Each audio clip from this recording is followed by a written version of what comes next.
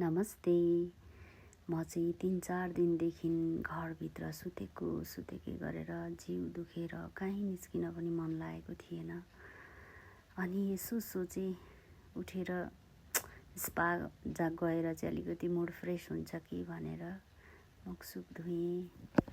अनि स्पा जाने प्लान गरेँ। सो रेडी भएर यत्तिकै जानु पर्यो भनेर सोचेँ। स्पा जाने बेलामा अब म कहिलेकाहीँ गइरहेको थिएँ। मेरो क्युट हेलमेट लगाएँ, कपडा लगाएँ अनि रेनकोट बोकेर तलतिर लागेँ। 4 दिनपछि घरबाट बाहिर निस्केँ। मेरो रानीलाई हेरेको भित्र लुकेर बसिरहेको रहेछ। अनि रानीलाई सरसफाइ गरेँ। 4 दिनपछि आफ्नो रानीलाई छुनु पाउँदा एकदमै खुसी लाग्यो। त्यसपछि म रेडी भएर स्पातिर जानको लागि मेरो क्युट हेलमेट लगाइवरी डन जस्तो बनेर निस्केँ। अनि स्पा जाँदाखेरि बालाजुमा थियो। म सधैँ जाने स्पामा एकदमै राम्रो। त्यहाँको सर्भिसहरू एकदम राम्रो छ। सो पुगेँ, म बिल्डिङमा पुगेँ। तल गएर मेरो प्यारो क्युट रानीलाई पार्किङ गरेँ। पार्किङ गर्ने ठाउँ चाहिँ खासै राम्रो छैन। त्यसपछि म लागेँ। बाटोमा जाँदा यसो सोचेँ अलिकति भिडियो खिचिहाल्छु भनेर। अनि भित्र पस्दै थिएँ। बाटो एकदम मतलब त्यो बाटो चाहिँ अलिक खासै सर्ट थिएन क्या, लामै थियो। मैले चाहिँ अलिकति मात्र खिचेर हालेँ। अनि 4 दिनदेखि बाहिर ननिस्केको, शरीर थाकेको, हिँड्दै गएँ। 1 फ्लोर 2 फ्लोर जाँदै थिएँ गलेर लखातरन। तर त्यहाँको सिनहरू हेरेर मुड फ्रेस हुँदै थियो।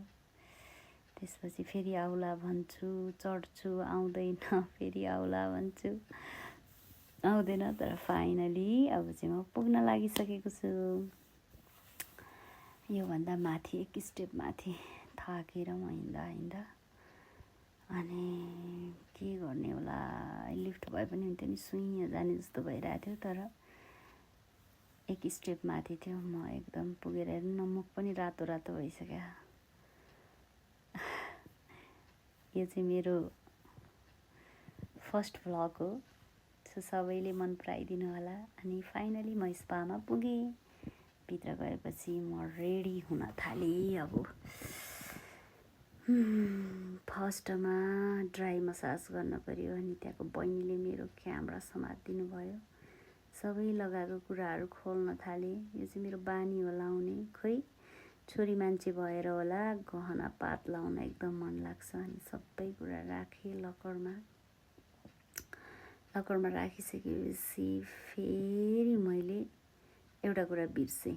के कुरा भन्नुहुन्छ भने त्यो चाहिँ मलाई पनि थाहा छैन के कुरा हो। झोलाबाट झिकेपछि थाहा हुन्छ। मसाज गर्ने तेल। यो चाहिँ थेरापी वेल भन्ने घरबाट अलिकति टेस्टको लागि लगेको थिएँ कस्तो हुन्छ भनेर। अनि त्यो वेल बिर्सेँ। अनि वेल निकालिसकेपछि फेरि सबै सामानहरू लकरमा राखेँ। लकरमा राखिसकेपछि बहिनीले रुम देखाउनु भयो। अनि भित्र गएको मेरो लागि रुम एकदम राम्रो बनाएर राख्नु भएको रहेछ। सो म रेडी भएँ। अनि त्यसपछि बहिनीले मसाज सकेर फ्रेस भएर, हेर्नु न अघिको अनुहार र अहिलेको अनुहार कति डिफ्रेन्ट। फ्रेस भएँ। त्यसपछि मसाज सकेँ, हेयर ड्राई गरेँ। अनि सबै फ्रेस भयो। अब यसो सोचेँ चिया त खानु पर्यो होइन। म कफी लभर हो, तर आजकल चाहिँ म चिया खाने बानी छ क्या।